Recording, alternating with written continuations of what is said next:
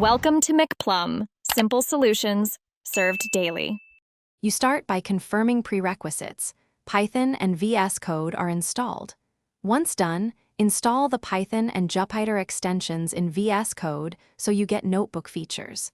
Make sure to create or open your project folder and choose a virtual environment or Conda environment. This keeps dependencies isolated. You should select the interpreter in the lower left.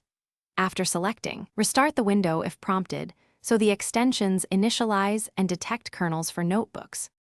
You now create a notebook file, new file ending with ipinb, or use the command palette.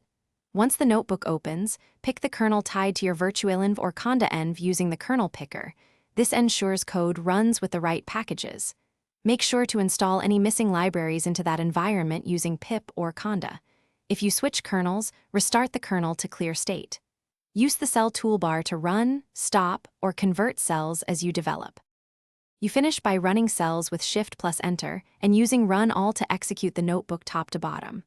Once outputs appear, use the variable Explorer and inline plots to inspect results. You can set breakpoints to debug code. Make sure to export the notebook to Py or HTML for sharing and save changes often. If something goes wrong, kernel won't start.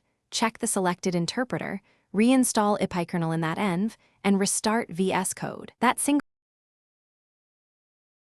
Thanks for watching. Stay juicy and subscribe.